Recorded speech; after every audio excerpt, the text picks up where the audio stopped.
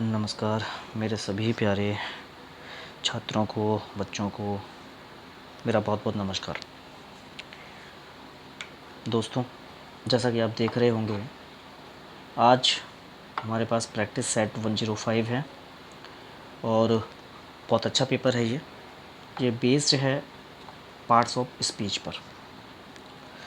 दोस्तों, मैं आप लोगों को पर डे एक पेपर सेट सॉल्व करने के लिए देता हूँ और उसके बाद मैं फिर उसका एक्सप्लेनेशन आपको वीडियो के थ्रू देता हूँ।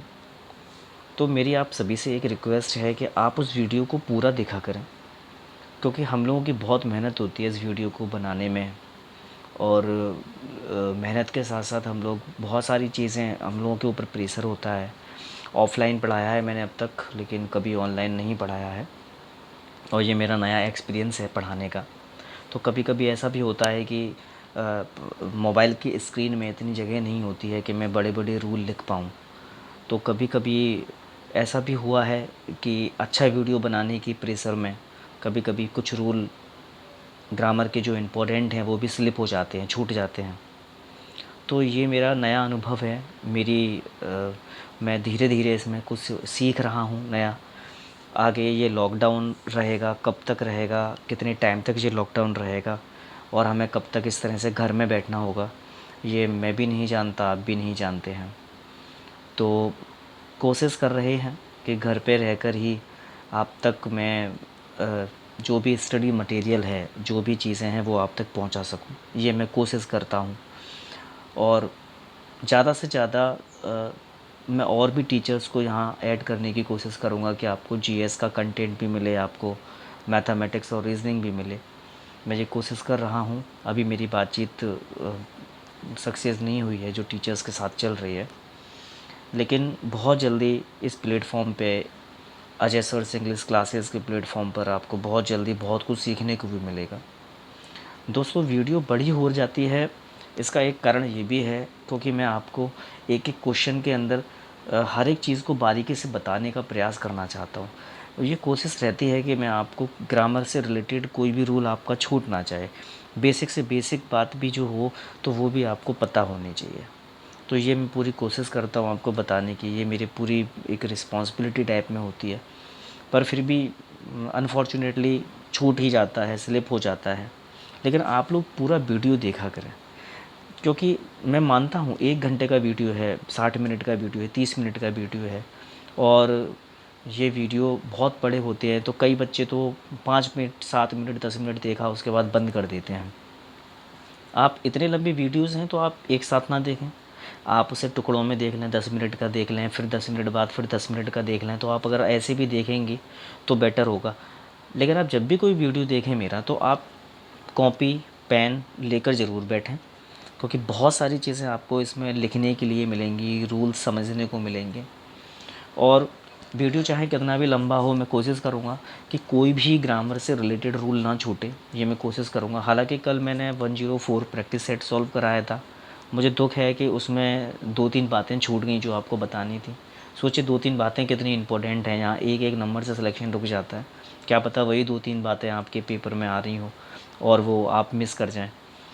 तो दोस्तों, बस यही मेरी आपसे रिक्वेस्ट है कि बहुत मेहनत लगती है वीडियो बनाने में। कोशिश हम करते हैं कि अच्छे से अच्छा वीडियो बने, आप तक पहुँचे।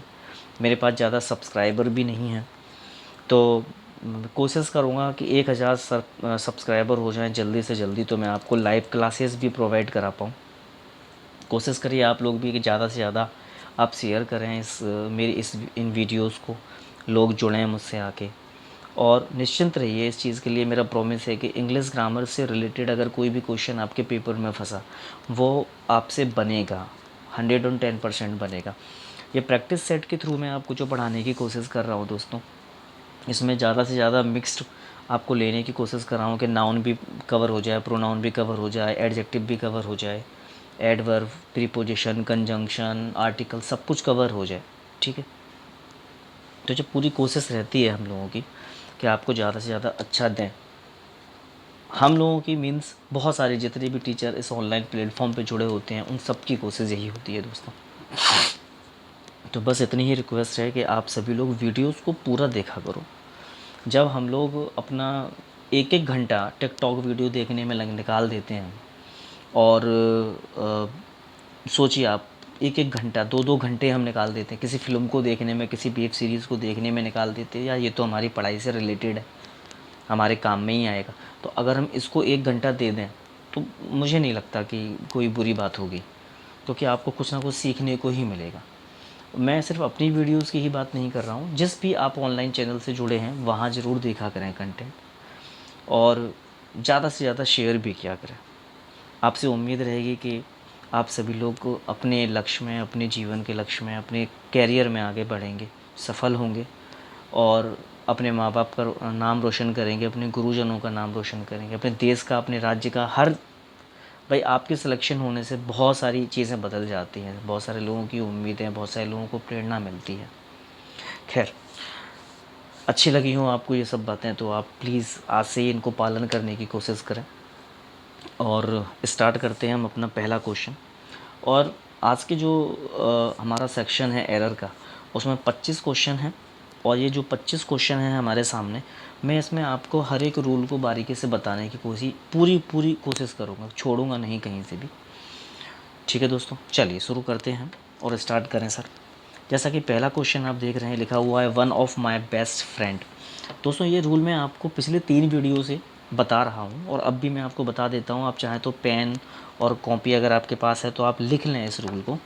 ये रूल है आपका वन ऑफ के बाद में आप ध्यान रखिएगा, यहाँ पर द, दीज, दोज कुछ भी हो सकता है यहाँ पे, ठीक है। अच्छा, जब ये चीज़ें आएंगी तो आप ये मान के चलिए प्लूरल नाउन लिखा जाएगा इसके बाद में। अगर प्लूरल नाउन नहीं लिखा गया, इतना हिस्सा जो है अगर प्लूरल नाउन नहीं लिखा जाता है तो फिर लिखा जाएगा प्लूरल प्रोनाउन, ठीक है। तो यहाँ पर प्लूरल प्रोनाउन लिखा जाएगा। अच्छा, उसके बाद में अगर प्लूरल प्रोनाउन लिख लिया भाई हमने, अब क्या आएगा? अब उसके बाद में जो भी चीज़ आएगी, यानी हेल्पिंग वर्ब जो आएगी, वो सिंगुलर हेल्पिंग वर्ब या वर्ब आएगी। तो ये जो रूल है आपका, पिछले 3 वीडियो में मैं आपको बार बार बता चुका हूँ। आप चाहें तो इसको याद कर लें, कंठस्थ कर लें, बहुत इंपॉर्टेंट ये हमारा रूल है। देखें ज़रा क्या कह रहा है सेंटेंस में। सेंटेंस में कह रहा है वन ऑफ आ गया, माय बेस्ट फ्रेंड। दोस्तों वही चीज़ है जैसा मैं आपको बता रहा था। ये है मेरा पजेसिव एडजेक्टिव माय, ये है मेरी सुपरलेटिव डिग्री और ये है मेरा यहाँ पर नाउन। तो यहाँ पे सर मुझे नाउन चाहिए तो वो प्लूरल चाहिए। ये देखो ये सिंगुलर है, मुझे यहाँ चाहिए प्लूरल। तो यहाँ पे क्या होना चाहिए था? यहाँ पे होना चाहिए था फ्रेंड्स, ठीक है। One of my best friends यानी मेरे सबसे अच्छे दोस्तों में से एक।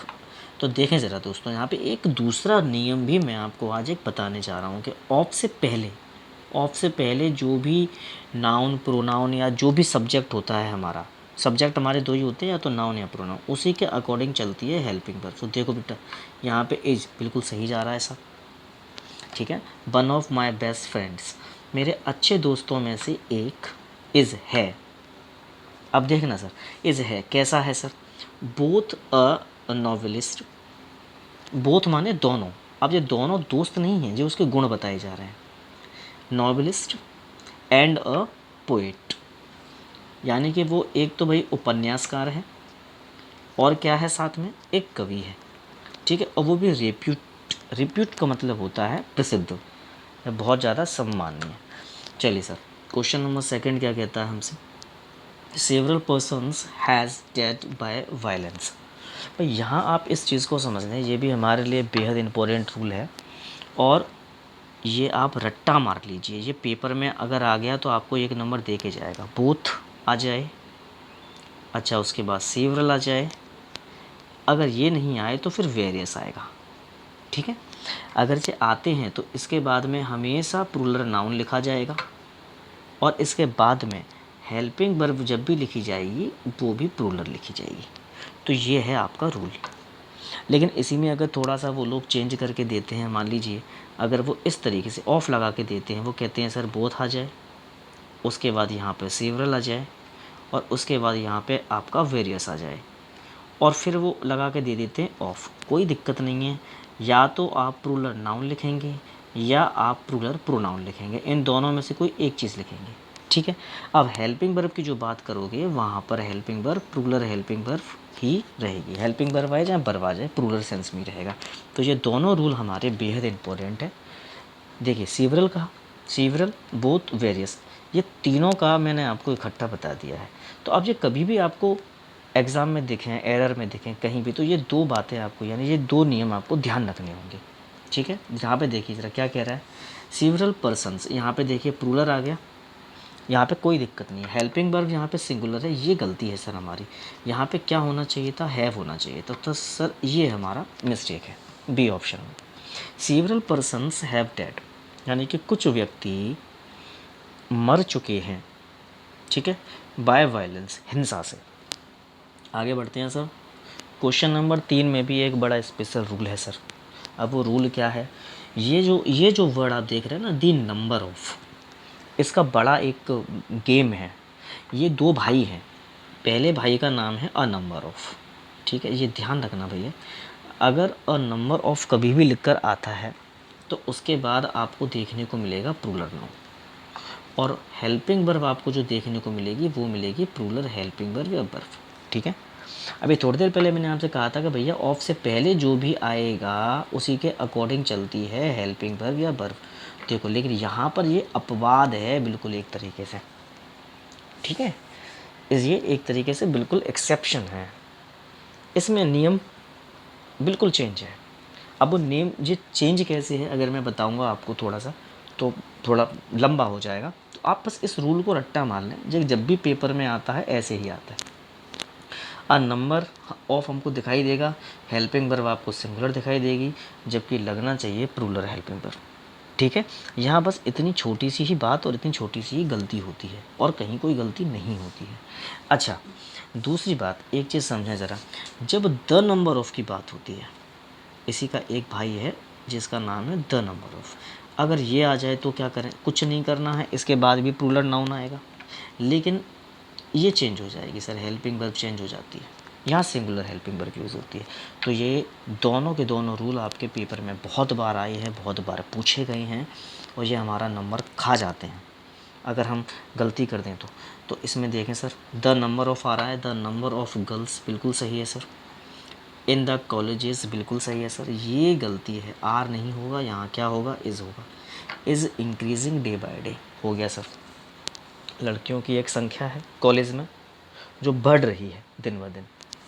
आगे बढ़ते हैं, चौथा नंबर क्या कहता है भाई, चौथा नंबर कह रहा है the tables in the corner. भाई आप ऑफ से पहले ये देखो वो लिखा क्या है, the tables in the corner plural है, और इसी के अकॉर्डिंग चला दो आप हेल्पिंग वर्ब। तो भैया यहाँ पे इज क्या कर रहा है, आर करो यहाँ पे यार, सिंपल सी बात है, हो गया क्लियर। सेंटेंस क्या कह रहा है, the tables in the corner of this room, इस कमरे के कोने में टेबल्स जो हैं आर ब्रोकन, तोड़ दी गई हैं। ठीक है सर। 5 नंबर का जो क्वेश्चन है सर वो क्या कह रहा है देख लेते हैं।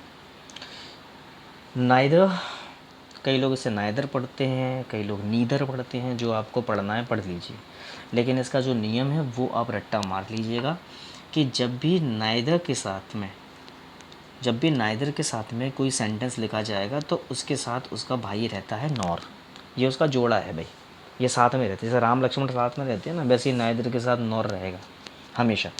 अच्छा, अब जो छोटे भाई के साथ यानी जो नॉर के साथ में जो भी नाउन प्रोनाउन आएगा बेटा उसी के अकॉर्डिंग चलेगी हमारी हेल्पिंग वर्ब, उसी के अकॉर्डिंग चलेगी हमारी हेल्पिंग वर्ब।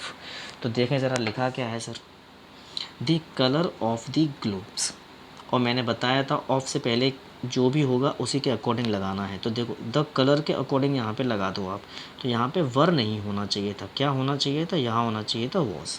तो ये है सब गलती हमारी, देखो ज़रा ये है, यहाँ गलती थी हमारी, यहाँ पे होना चाहिए था वॉज।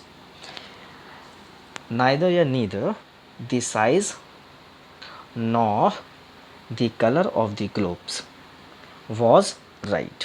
ठीक है सर, ये हो गया हमारा।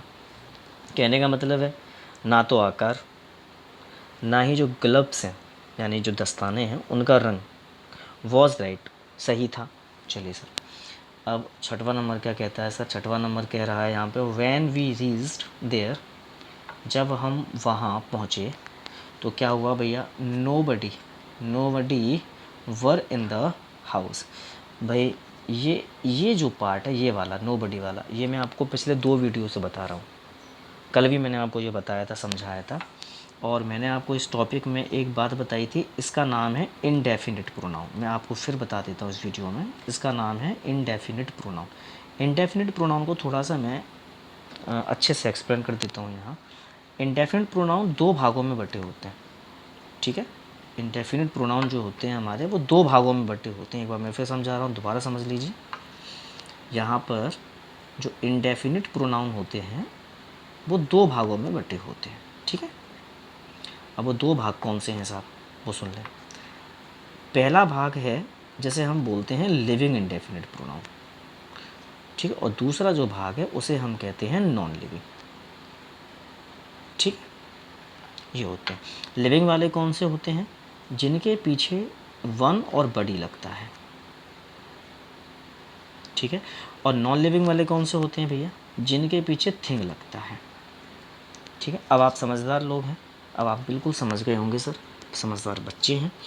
ये इंडेफिनिट प्रोनाउन का जो मतलब है हिंदी में कहते हैं अनिश्चितवाचक सर्वनाम, यानी ऐसे नाम जिनसे हमें ये कभी पता नहीं चलता कि वो मेल हैं कि फीमेल हैं, ठीक है, कि मतलब मेल के लिए बात हो रही है कि फ़ीमेल के लिए बात हो रही है, ये हमें कभी पता नहीं चलता। लेकिन चूंकि जो हमारा समाज है, हमारा जो भी हमारा आसपास का जो ढांचा है, सामाजिक ढांचा, वो पुरुष की प्रधानता को दिखाता है, तो इसलिए जितनी भी हमारे लिविंग इंडेफिनिट प्रोनाउन हैं उनको हम हमेशा मेल मानते हैं और मेल के अकॉर्डिंग प्रोनाउन में ही लिखते हैं उसे। नॉन लिविंग के लिए तो आप जानते हैं भैया हम इट ही लिखते हैं। तो आप ज़रा ध्यान दीजिएगा, जब हम ही मानते हैं तो नोबडी हमारे लिए सिंगुलर हो गया, तो यहाँ पे होना क्या चाहिए, वॉज होना चाहिए था।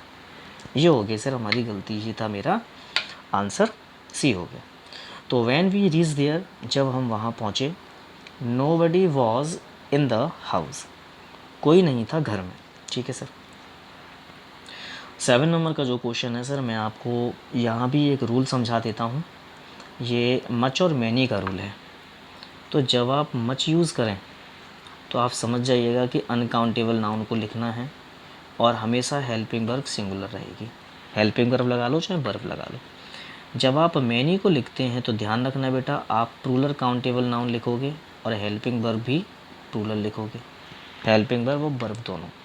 लेकिन मैनी का ही एक और भाग आ जाता है जिसमें अगर मैनी के साथ में अगर आप ए एन कनेक्ट कर रहे हैं तो इसके बाद में सिंगुलर काउंटेबल नाउन लिखा जाएगा।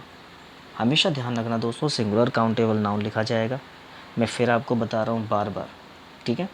और इसके साथ में आप हमेशा सिंगुलर हेल्पिंग वर्ब या वर्ब का प्रयोग कर देंगे, जैसे कि आप यहाँ देख सकते हैं सर। देखें सर, आप यहाँ पे अच्छे तरीके से देख सकते हैं, लिखा हुआ है sir, many a boy were present to welcome each participant. तो यहाँ पे सर कुछ ज़्यादा बड़ी बात नहीं है, बड़ा सिंपल सा हमारा आंसर बन जाएगा। यहाँ भाई आप देख लें, यहाँ से वर हटा के लिख दें आप वॉस, बस हो गया ख़त्म। सर मैनी के साथ में देखो ए लिखा ही है मेरे पास, हमारे पास यहाँ पर सिंगुलर काउंटेबल नाउन भी आ गया, बस हेल्पिंग वर्ब को चेंज करना था, ये मेरा आंसर हो गया सर। मैनी अ बॉय, अनेकों, ध्यान से सुनना ज़रा, अनेकों, अ बॉय। अब जब हम यहाँ पर अ बॉय लिखते हैं ना, तो मैं आपको थोड़ा सा इसको भी एक बार एक्सप्लेन कर देता हूँ कि जब आप ए के साथ किसी नाउन को कनेक्ट करते हैं तो ये पूरी जाति को बताता है, पूरी जाति को बताएगा। एक एग्जांपल समझना ज़रा, थोड़ा सा छोटा सा एक एग्जांपल समझना। जैसे मैंने कहा अ डॉग इज़ फेथफुल, जैसे मैंने एक बात लिखी कि कुत्ता जो है, एक कुत्ता वफादार होता है, ठीक है। तो मैं यहाँ पर इसको ये कहने की कोशिश नहीं कर रहा हूँ कि कुत्ता एक कुत्ता ही वफादार होगा, नहीं। ये जो हिस्सा है, ये जो सेंटेंस का भाव है, ये क्या कहता है हमसे, ये कहता है दी, माफ़ कीजिएगा, ये हमसे कहता है ऑल दी डॉग्स, ठीक है, आर फेथफुल। हमसे ये कहता है सर, मतलब जो सभी कुत्ते हैं वफादार होते हैं। ठीक है, तो ये बात हमसे कही जाती है। तो ये जो चीज़ है ना सर, बड़ी इम्पोर्टेंट है, बड़ी मस्त चीज़ है। तो यहाँ पे सर ये ए बॉय लगा के क्या पूरी लड़कों के लिए बात हो रही है। मैनी अनेकों, अनेकों में सभी लड़के आ गए। वर को हटाना या वॉज लगाना है, लेकिन भाव इसका प्लूरल में ही रहेगा। Present to welcome each participant, उपस्थित थे स्वागत करने के लिए प्रत्येक प्रतिभागी का। आइए सर 8 नंबर क्या कहता है सर। 8 नंबर भी थोड़ी देर पहले हमने पढ़ा है सर। देखो ज़रा, वन ऑफ आ गया, प्लूरल आ गया, द इशूज़ आ गया। अच्छा, अब यहाँ पे सर ये जो चीज़ दे दी इन्होंने, रिलेटिव प्रोनाउन दे दिए। मैं रिलेटिव प्रोनाउन के बारे में आपको अपने प्रीवियस वीडियो में बता चुका हूँ। रिलेटिव प्रोनाउन जब आता है तो उसके पहले जो भी नाउन प्रोनाउन लिखा जाएगा उसी के अकॉर्डिंग चलती है हेल्पिंग वर्ब और वर्ब। तो यहाँ पे लिखा है सर इशूज़, तो यहाँ पे सर ये प्लूरल सेंस में गया, तो ये वॉज हटा दो और वर लगा दो, हो गया सर आंसर। इसको पढ़ लेते हैं थोड़ा सा, क्या कह रहा है। वन ऑफ द इशूज़ यानी मुद्दों में से एक, विच जो, देखना जो वर थे या था, डिस्कस्ड चर्चा कर ली गई थी, इन द मीटिंग, मीटिंग में। अब देखो सर, अब यहाँ पे फिर से इन्होंने क्या एक कर दिया झमेला, यहाँ से सिंगुलर हेल्पिंग वर्ब को पटक दिया। तो अब इसको हम कैसे पढ़ेंगे, इसको हम ऐसे पढ़ेंगे, one of the issues was raised by me, ऐसे पढ़ेंगे। भाई ये मेरा सब्जेक्ट हुआ और इस सब्जेक्ट को मैं कनेक्ट करूँगा यहाँ पे। तो सेंटेंस को अब कैसे पढ़ा जाएगा, one of the issues which were हो जाएगा यहाँ पे, which were discussed in the meeting. अब ये जो दूसरा वाला वॉज है, इसको मैं कनेक्ट यहाँ से करूँगा, one of the issues was raised by me, यानी मुद्दों में से एक मेरे द्वारा उठाया गया था। 9 नंबर क्या कहता है, अभी थोड़ी देर पहले मैंने आपको ये अ नंबर ऑफ और द नंबर ऑफ बताया था।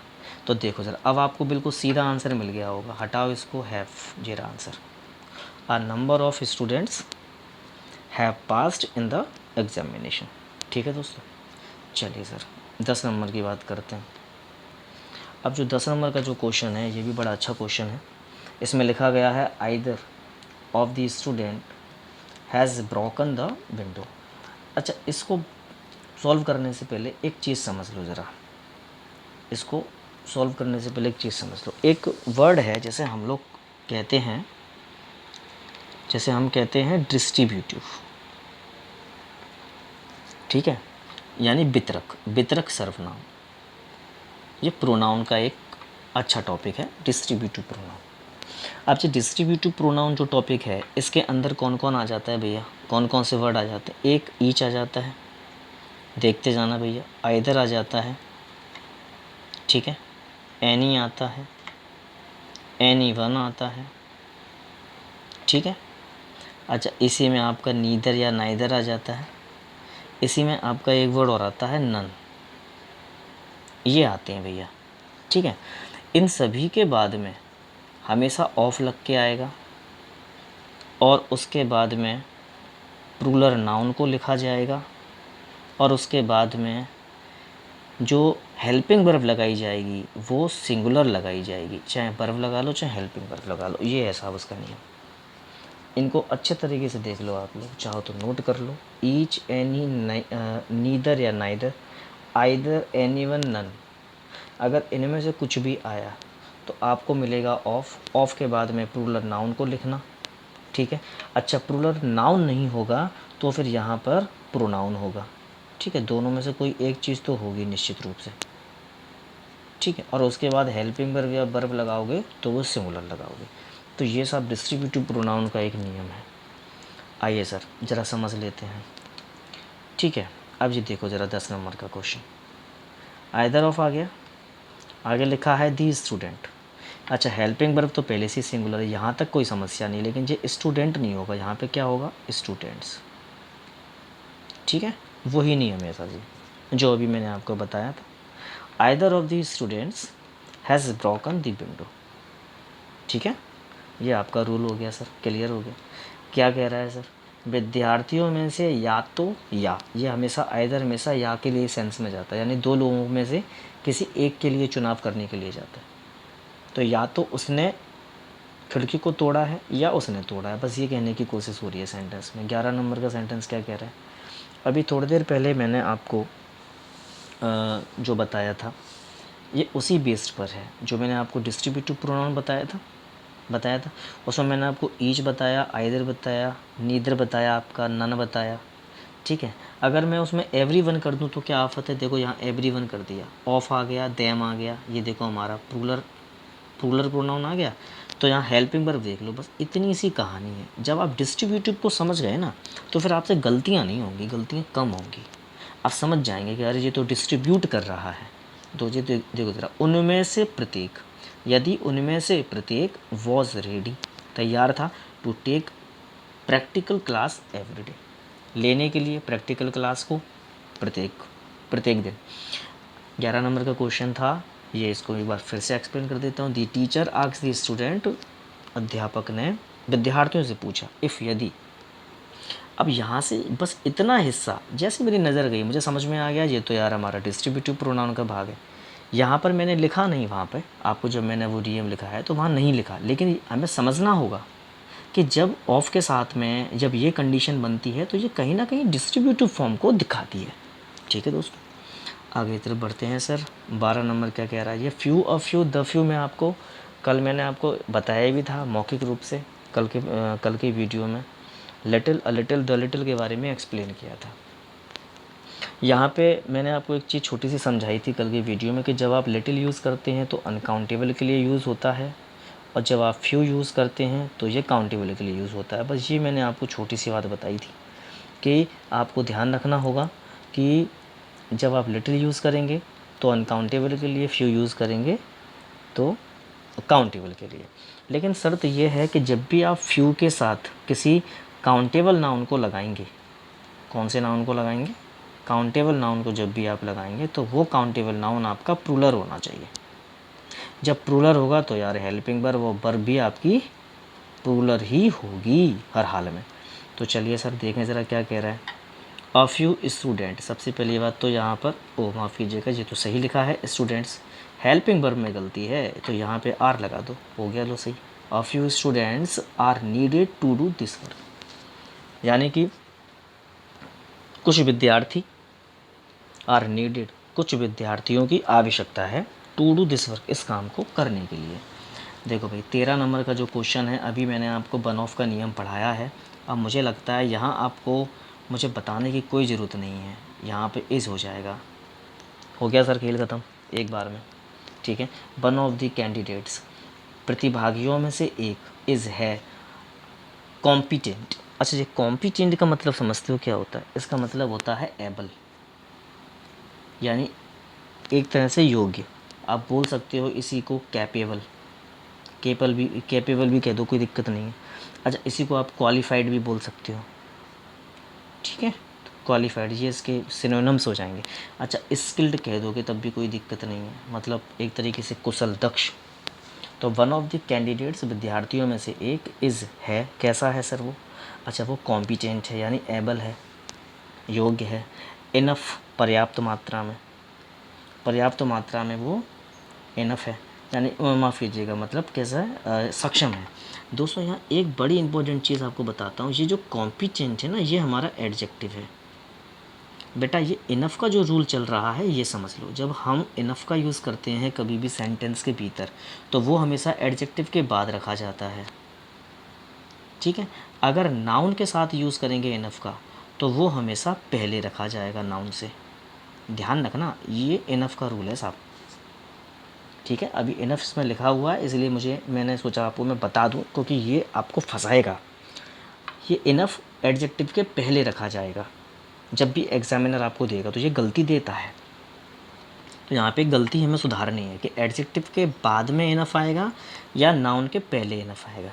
हालांकि हमारी गलती यहाँ है, ठीक है, लेकिन ये मैं आपको एक्स्ट्रा एक चीज़ बता रहा हूँ, इसको हमेशा ध्यान रखिएगा। इनफ के साथ में उसके बाद तो फिर 2+B बनाएगा, फिर कोई दिक्कत नहीं है, फिर तो सब कुछ नॉर्मल है। तो इनफ के दो बातें, इनफ को जब भी लिखोगे एडजेक्टिव के बाद लिखोगे और नाउन के पहले लिखोगे। ठीक है सर। तो सेंटेंस क्या कह रहा था हमारा सर? सेंटेंस कह रहा था one of the candidates are competent enough, यानी कि प्रतिभागियों में से एक कैसा है सर? यहाँ से मैंने इज कर दिया था, है कैसा है? वो योग्य है पर्याप्त मात्रा में टू डू करने के लिए दिस वर्सेस काम, इस काम को। 14 नंबर का सेंटेंस क्या कह रहा है सर? The poor tents. कोई समस्या नहीं है भैया, सबसे पहले तो मैं यहाँ पे ये समझ लेता हूँ कि ये टेंट्स क्या है। तो यहाँ पे आप लिख लेना बेटा कि जो टेंड का मतलब होता है वो होता है प्रवृत्ति एक तरीके से, यानी कि एक तरीके से आप बोल सकते हो एटीट्यूड, एक तरीके से एटीट्यूड ऑफ माइंड, मतलब दिमाग में अपन सेट कर लेते हैं ना किसी चीज़ को, वो वाली। इसी टेंड से एक वर्ड निकला है टेंडेंसी, बोलते हैं ना यार तुम्हारी टेंडेंसी क्या है, तो ये वहीं से निकला है ये वाला वर्ड। ठीक है, हालांकि ये यहाँ वर्ब है और वो जो टेंडेंसी है वो हमारे लिए वर्ब नहीं है। ठीक है, वो हमारे लिए एक नाउन का काम करती है या एडजेक्टिव का काम करती है। तो यहाँ पे सर एक विशेष नियम और मैं आपको समझाऊंगा कि जितनी भी एडजेक्टिव होते हैं अगर उनके पहले आप आर्टिकल द कनेक्ट करते हैं तो समझ जाइएगा वो कन्वर्ट हो जाते हैं प्लूरल नाउन में। काय में कन्वर्ट हो जाते हैं? प्लूरल नाउन में। और जब वो प्लूरल नाउन में कनेक्ट होते हैं तो आप जानते हो बेटा, समझदार हो, हेल्पिंग वर्ब कैसी लगानी पड़ेगी? हेल्पिंग वर्ब लगाओ चाहे वर्ब लगाओ, वो हमें प्लूरल लगानी पड़ेगी। तो देखो यहाँ पे भी वही हो रहा है। तो देखिए ज़रा क्या कह रहा है सर? The poor. अब बेटा पुअर इसमें एडजेक्टिव था, द लगा दिया है तो ये अपने आप में प्लूरल बन गया, दी पुअर यानी गरीब लोग। अब जो गरीब लोग हैं यहाँ पे सर वर्ब की 5वीं फॉर्म तो आएगी नहीं, यहाँ पे वर्ब की फर्स्ट फॉर्म आएगी टेंट। ठीक है, गरीब लोगों की प्रवृत्ति होती है, मानसिक प्रवृत्ति होती है टू बिकम पुअरर, और ज़्यादा गरीब बनना। और एंड द रिच। अब देखो यहाँ पर भी आपने द रिच लगा दिया, ये एडजेक्टिव के साथ में लगा दिया द। अमीर लोगों की क्या होती है? रिचर, अमीर बनना। तो ये कहावत भी है कि गरीब गरीब बनता जाता है, अमीर अमीर होता जाता है। चलिए सर 15 नंबर का जो क्वेश्चन है वो क्या कह रहा है सर? वो कह रहा है 4 miles has been recorded on the odometer. अच्छा, ओडोमीटर एक मीटर होता है जो माइलेज नापता है। जैसे हमारी मोटरसाइकिल में देखा आपने जो लगा रहता है मीटर, उसी टाइप में एक ओडोमीटर, उसी को शायद ओडोमीटर कहते हैं, उसी टाइप का ओडोमीटर होता है जो माइलेज नापते हैं अपन। खैर, तो यहाँ पे सर लिखा हुआ है 4 माइल्स। तो ये तो सर एक तरीके से प्लूरल सेंस को दिखा रहा है, और जब प्लूरल सेंस को दिखा रहा है तो यहाँ पे हैव लगाओ यार। हो गया sir. 4 mile have been recorded, यानी रिकॉर्ड यानी दर्ज कर लिया गया है, 4 मील को दर्ज कर लिया गया है ऑन द ओडोमीटर में। चलिए सर 16 नंबर की बात करते हैं, क्या कह रहा है वो? 16 नंबर कह रहा है sir the habit of most of the people in different countries. अभी ऑफ के बारे में मैं आपको बताता चल रहा हूँ बहुत पहले से। तो देखो ऑफ से पहले क्या आ रहा है बेटा? दी हैबिट आ रहा है। जब दी हैबिट आ रहा है तो आर क्या कर रहा है यहाँ पे? इस लगाओ ना यार, इधर ख़त्म खेल। एक एक बिल्कुल छोटा सा, बिल्कुल शॉर्ट ट्रिक टाइप में है ये, आपने देखा और आपने टिक किया। तो दी habit of most of the people, अनेक लोगों की जो आदत है इन डिफरेंट कंट्रीज़, अलग अलग देशों में, इस होती है टू क्रिटिसाइज समवन या अदर्स, दूसरे लोगों की बुराई करना। चलिए 17 नंबर क्या कह रहा है सब? अभी थोड़ी देर पहले बेटा हमने जो चीज़ पढ़ी थी 17 नंबर को समझने से पहले मैं आपको थोड़ा सा ये बता दूं। अभी थोड़ी देर पहले हमने क्या पढ़ा था? हमने पढ़ा था डिस्ट्रीब्यूटिव प्रोनाउन को पढ़ा था, ये पढ़ा था। अब मैं आपको प्रोनाउन की जगह मैं आपको बताने जा रहा हूँ डिस्ट्रीब्यूटिव एडजेक्टिव को। ठीक है, यानी ये था वितरक सर्वनाम और ये है वितरक विशेषण। जब वही वाले शब्द जो मैंने आपको बता रहा था ना, ये ईच, आइदर, ये वाले शब्द, अगर इनके बाद डायरेक्ट कोई नाउन आता है तो इनको कहा जाता है डिस्ट्रीब्यूटिव एडजेक्टिव। बस इतनी कहानी है, इतनी ही कहानी है। बाकी हेल्पिंग वर्ब और वर्ब हमेशा सिंगुलर रहेगी। अच्छा, यहाँ पर जब भी आप नाउन या प्रोनाउन को यूज़ करोगे, यहाँ पर जब भी यूज़ करोगे तो ध्यान रखना सिंगुलर यूज़ होगा। ठीक है, सिंगुलर यूज़ होगा। अच्छा, इसमें ज़रा मैं आपको एक रूल, ऊपर की तरफ चलते हैं ज़रा, देखो ज़रा दोस्तों ध्यान देना ज़रा। देखो ये जो नीदर लिखा है, नीदर या नाइदर, देखो द साइज़ है, ये नाउन है हमारा, है। और ये लिख के आया है, तो ये हमारे लिए डिस्ट्रीब्यूटिव एडजेक्टिव का काम करेगा। अच्छा, चूंकि ये नाइदर के साथ नॉर भी आ रहा है, तो ये कंजंक्शनल फॉर्म भी दिखा रहा है, देखो ज़रा, ठीक है। खैर, अब ज़रा नीचे की तरफ चलते हैं। कहाँ थे हम लोग? 17 नंबर पे थे। तो 17 नंबर पर थे, तो ज़रा ध्यान देना भैया। देखो ये लीफ से पहले आया एवरी, और यहाँ एवरी आया, यहाँ फ्लावर आया, तो ये हमारे लिए डिस्ट्रीब्यूटिव एडजेक्टिव का काम करेंगे, ठीक है। ज़रूरी नहीं यहाँ एवरी आए, हो सकता है यहाँ पे ईच आ जाता लिख के, कोई दिक्कत नहीं है। यहाँ पर भी ईच आ जाता लिख के, कोई दिक्कत नहीं है, सब बने रहने दो। अच्छा, यहाँ है अच्छा, कई लोग क्या करते हैं, यहाँ एंड देख रहे हो आप, लोग सोचते हैं अरे ये दो चीज़ें हैं साहब, तो हमारी प्लूरल बन गई। नहीं, प्लूरल नहीं बनी बेटा, ये सिंगुलर ही रहेगी, ठीक है, ये सिंगुलर ही रहेगी। हेल्पिंग वर्ब यहाँ पे कैसी आएगी? सिंगुलर। हेल्पिंग वर्ब लगाओ चाहे चाहे वर्ब लगा लो, तो ये प्रोक्लेम की जगह होना चाहिए था हमारा प्रोक्लेम्स, ये होना चाहिए था। अब यहाँ प्रोक्लेम का मतलब क्या होता है? डिक्लेयर करना, अनाउंस करना पब्लिकली, ठीक है, घोषणा करना, इसे कहा जाता है। अच्छा, ये समझ में नहीं आ रहा हो, डिस्ट्रीब्यूटिव के फॉर्म में समझ में नहीं आ रहा हो, तो भैया सबसे सरल तरीका बता देता हूँ मैं आपको। वो सरल तरीका ऐसे सुन लो, ईच के बाद में नाउन, फिर एंड लगाओ, फिर नाउन लगाओ, तो यहाँ पे सिंगुलर हेल्पिंग वर्ब या वर्ब, ठीक है। ईच या एवरी दोनों लिख लेना चाहिए, ठीक है। लो, आपको अलग से बता देता हूँ, ईच या एवरी ये दो ही आते हैं वैसे, सबसे ज़्यादा पूछे जाते हैं, तो ये दो ही पूछे जाते हैं। अच्छा, अगर ऐसा नहीं होगा तो फिर ऐसा होगा। कैसा होगा? ईच या एवरी होगा, ठीक है, उसके बाद नाउन होगा, फिर एंड होगा, उसके बाद में फिर से ईच होगा, फिर से एवरी होगा, और उसके बाद में फिर से नाउन होगा। तो हेल्पिंग वर्ब पर कोई प्रभाव नहीं पड़ेगा, वही रहेगी सिंगुलर की सिंगुलर, ठीक है। लो साहब, छोटी सी बात है, तो ये दोनों बातें ध्यान रख लो। एक तो ये वाली बात ध्यान रख लो, एक ये वाली बात ध्यान रख लो। लो, तो ऐसे भी चाहे चाहे आप ऐसे खा लो सीधा, चाहे आप बिल्कुल हाथ ऐसे टेढ़ा करके चाहे अपने मुंह में घुसा लो, जाना आपके मुंह में ही है, ठीक है। चाहे बात आप डिस्ट्रीब्यूटिव के तरीके से समझ लो, चाहे ऐसे समझ लो, बात वही है। तो चलिए सर, तो यहाँ पर क्या हो जाएगा सर? एवरी लीफ यानी प्रत्येक पत्ती, एंड एवरी फ्लावर और प्रत्येक फूल। प्रोक्लेम्स, ये गलती थी हमारी, ठीक है, सी नंबर में। घोषणा करते हैं, दी ग्लोरी ऑफ गॉड, भगवान की शान, भगवान की आन बान शान का। चलिए सर, 18 नंबर क्या कहता है बेटा? 18 नंबर का जो क्वेश्चन है, ये मैं आपको थोड़ा सा स्पष्ट कर देता हूँ पहले, कि 18 नंबर का जो क्वेश्चन है, अगर कभी भी आपको देखने को मिल जाए, कभी भी आपको देखने को मिल जाए, क्या देखने को मिल जाए भैया? आपको मिल जाए इज़, आर, एम तो नहीं होगा, इज़, आर, वॉज, वर, अगर ये आपको कभी भी देखने को मिल जाए, एम भी ले लो यार, एम भी ले लो, छोड़ो मत इसको भी, है ना। और उसके पहले इट देखने को मिल जाए, देखना, इट के बाद में इज़, आर, एम, वॉज, वर, उसके बाद में अगर किसी प्रोनाउन को लिखोगे तो वो हमारा सब्जेक्टिव फॉर्म में होगा, ठीक है। तो ये तो सर हमारे लिए इट का नियम है, ये हमारे लिए इट का नियम है बेटा, ठीक है। तो ये मैं आपको एक एग्जांपल के तौर पे समझा देता हूँ। जैसे मान लीजिए किसी ने आपसे कहा कि इट वाज मी, बोलते भी हैं भैया बहुत सारे लोग, है ना, स्पोकन में बोलते हैं ना, अरे इट्स मी, ऐसे भी बोलते हैं कई लोग, कहते हैं कि नहीं कहते? इट्स मी, तो मैं बता दूँ, दोनों सेंटेंस गलत है। स्पोकन में आप कुछ भी बोलते हो, लेकिन ग्रामर में आप गलती नहीं कर सकते, ग्रामर में आपको बचना होगा। तो इट वॉज मी नहीं, it was I, it's me नहीं होता, इट्स आई, ये होता है, ये हमारे सही होते हैं वर्ड, ठीक है। अच्छा, इसी में वो जो हम रूल पढ़ रहे हैं उसमें इट का जिक्र नहीं है, उसमें आई का है। तो ज़रा देखना, ज़रा इफ़ के बाद अगर आप सब्जेक्ट लिखोगे,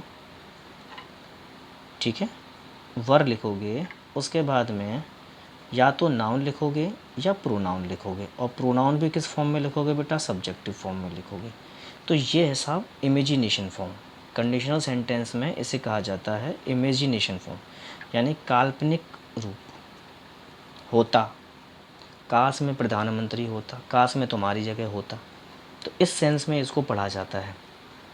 तो देखना ज़रा क्या कह रहा है sir, if I was you, कोई बात नहीं यार, बात तो सही कह रहा है सर। वो कह रहा है इफ़ आई वॉज यू, लेकिन यहाँ पर वॉज नहीं होगा, क्या होगा, वर होगा, तो कि काल्पनिक बात कर रहा है वो। यदि मैं तुम्हारी जगह होता तो क्या करता भैया, I could have told the chairman to the keep his mouth shut.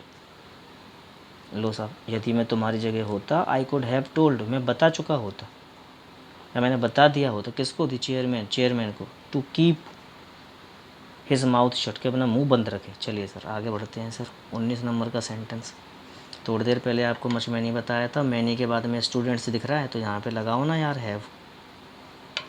Much और मैनी का नियम आपको समझाया था, उसमें देखो ज़रा प्लूरल आ गया, प्लूरल हेल्पिंग वर्ब आएगी, ख़त्म हो गया। Many students have participated here, अनेकों विद्यार्थियों ने भाग लिया है यहाँ। चलिए सर 20 नंबर क्या कह रहा है, she as well as her parents have कम।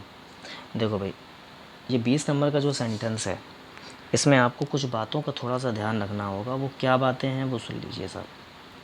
अगर दो सब्जेक्ट, कभी भी दो सब्जेक्ट इन शब्दों के साथ जुड़कर आते हैं, जैसे विथ, समझना ज़रा, विथ, अलॉन्ग विथ, ठीक है, टुगेदर विथ, ज़रा समझने की कोशिश करना भाई। दो सब्जेक्ट यदि इन कुछ विशेष शब्दों के साथ जुड़कर आते हैं, लाइक, अनलाइक, ठीक है, इसी में ले लो बिसाइड्स, इसी में ले लो आप एक्सेप्ट, इसी से बना एक्सेप्शन, इसी में एक और वर्ड ले लो आप बट, एंड नॉट। अगर दो सब्जेक्ट, कभी भी दो सब्जेक्ट किसी सेंटेंस में, कभी भी दो सब्जेक्ट इन विशेष शब्दों के साथ जुड़ के आते हैं, तो जो पहला सब्जेक्ट होता है उसी के अकॉर्डिंग हेल्पिंग वर्ब और वर्ब लगती है। ठीक है बेटा, चलो लिख लिया होगा आपने ये सारे वर्ड्स, उम्मीद करता हूँ, ज़रा ध्यान दीजिएगा। तो उसमें हमने एक वर्ड और जोड़ना चाहिए था, वो कौन सा था, एज वेल एज। देखो जरा, ठीक है, जगह नहीं थी उसमें, आप इसमें यहाँ जोड़ लेना, एज वेल एज को भी शामिल कर लेना। अगर यहाँ एज वेल एज नहीं होता, बट होता, बट नहीं होता, लाइक होता, अनलाइक होता, ठीक है। तो वो उन वर्ड्स के साथ में एज वेल एज को भी कनेक्ट करना कि भाई अगर यहाँ पर दो सब्जेक्ट हैं और ये शब्द आते हैं बीच में, तो जो पहला सब्जेक्ट होगा उसी के अकॉर्डिंग चलेगी हमारी हेल्पिंग वर्ब और वर्ब। तो यहाँ पे सर हैव हटाओ, हैज़ लगाओ। She as well as her parents has come, वह साथ ही साथ उसके माता पिता आए हैं। चलिए सर 21 नंबर। अब 21 नंबर का जो सेंटेंस है, इसमें कुछ ऐसे वर्ड्स होते हैं जो पेयर फॉर्म में रहते हैं, और जो पेयर फॉर्म में रहते हैं और वो सिंगुलर ही यूज़ होते हैं, ठीक है। जैसे एग्जांपल के तौर पे ब्रेड एंड बटर, ठीक है, देखने में ज़रूर लगेंगे कि दो हैं, लेकिन दो नहीं है, ये एक ही है, क्योंकि ये जोड़े के रूप में काम करते हैं। Bread and butter, rice and करी, जैसे बोलते हैं ना कड़ी चावल, ये वही है बेटा, कड़ी चावल। अच्छा, इसी में कमिंग एंड गोइंग, ये आपने सुना भी होगा यार, हैं, कमिंग एंड गोइंग। अच्छा, इसी में और आ जाता है बैग एंड बैगेज, जैसा कि मैं आपको पहले भी कह रहा था शुरुआत में कि यार इसकी स्क्रीन छोटी है, बहुत सारी चीज़ें होती हैं बताने के लिए पर नहीं बता पाते, तो ये बस इतना डॉट डॉट डॉट कर लो आगे। तो ये अगर ये सभी के सभी वर्ड्स अब कभी भी सेंटेंस में यूज़ होते हैं या आते हैं कभी भी सेंटेंस में, तो ये हमेशा एक सिंगुलर फॉर्म का ही काम करते हैं और सिंगुलर बनकर ही यूज़ होते हैं, क्योंकि ये हमेशा जोड़े के रूप में रहते हैं। ब्रेड एंड बटर हुआ, राइस एंड करी हुआ, कमिंग एंड गोइंग हुआ, बैग एंड बैगेज हुआ, ये सिंगुलर के फॉर्म में ही काम करते हैं। तो देखें ज़रा सेंटेंस में कहाँ लिखा हुआ है, 21 में कह रहा है bread and butter singular form में काउंट होगा, लिखेंगे यहाँ पे is. Bread and butter is essential for one's life, यानी आवश्यक होते हैं किसी के जीवन के लिए। अब ये 22 नंबर देख लेते हैं भैया। देखो बेटा, बट आ गया जब दो सब्जेक्ट आपस में जुड़े हों। देखो जी, दो सब्जेक्ट हैं बेटा, नथिंग और बट। ये कौन सा सब्जेक्ट है बेटा, नथिंग। अभी इंडेफिनिट प्रोनाउन पढ़ाया मैंने आपको, नॉन लिविंग है, ये बताया था, जिसमें थिंग लगता है, ये वही वाला है। तो नॉन लिविंग है, और नॉन लिविंग को हमेशा किससे प्रेजेंट करते हैं अपन प्रोनाउन में, इट से। तो ये सर हमारे लिए इट का काम करेगा। तो इट के अकॉर्डिंग यहाँ पे क्या होना चाहिए था बेटा, यहाँ पे वॉज होना चाहिए था। लो sir, nothing but trees was seen in the garden. हो गया सर क्लियर।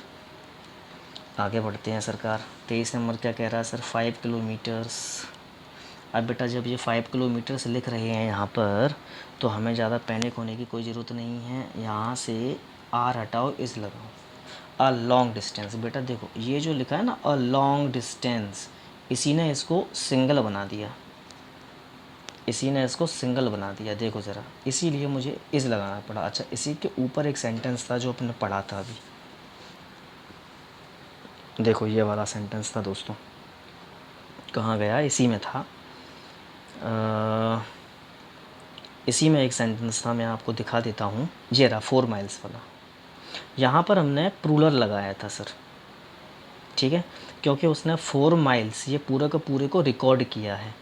तो रिकॉर्ड किया है तो एक एक भाग को रिकॉर्ड किया होगा, ऑटोमेटिकली प्रूलर बन गया। यहाँ मुझे कोई सेंस नज़र नहीं आ रहा है इसको सिंगुलर फॉर्म में कन्वर्ट करने का, या भाव को पेश करने का, या समझने का। लेकिन यहाँ पे मुझे समझ में आ रहा है कि वो क्या कहना चाह रहा है भाई, एक लंबी यात्रा है, एक लंबी दूरी है। देखो ज़रा, लॉन्ग डिस्टेंस है, तो ये सिंगुलर फॉर्म में काउंट हो रहा है, इसलिए यहाँ पे क्या होना चाहिए भाई, ये होना चाहिए। आगे बढ़ते हैं सर 24 नंबर। अच्छा, 24 नंबर को समझने से पहले आप 25 नंबर समझ लो। देखो ज़रा, ये हमारे डिस्ट्रीब्यूटिव प्रोनाउन में चला गया, ईच आ गया, ऑफ आ गया, दी गर्ल्स आ गया, प्लूरल आ गया। यहाँ पे हटाओ इसको, सिंगुलर हेल्पिंग वर्ब या वर्ब चाहिए, हैज़ बीन आएगा, हैज़ बीन अवॉर्डेड। लड़कियों में से प्रत्येक, माफ़ कीजिएगा, लड़कियों में से प्रत्येक हैज़ बीन अवॉर्डेड, क्या दिया है सर, पुरस्कृत किया गया है। चलिए सर, 24 नंबर की मैं बात कर रहा था। 24 नंबर को समझने से पहले मैं आपको इसके 3 बढ़िया से रूल बता देता हूँ, और जो तीनों रूल बेहद इम्पोर्टेंट है, लिख लेना है इसको बेटा। है, जब भी आप मोर देन लगाते हो, आप लिखते हो मोर देन वन, उसके बाद में सिंगुलर नाउन लिखा जाएगा और यहाँ सिंगुलर हेल्पिंग वर्ब या वर्ब लिखी जाएगी। ये तो रहा सर हमारा पहला रूल, ठीक है। दूसरा रूल क्या कहता है सर हमारा, दूसरा कहता है कि आप मोर देन के बाद में वन ना लिख के आप लिखना सर 2 3, ये लिखोगे आप, तो उसके बाद में प्लूरल नाउन आएगा और हेल्पिंग वर्ब चेंज हो जाएगी, हेल्पिंग वर्ब आएगी प्लूरल।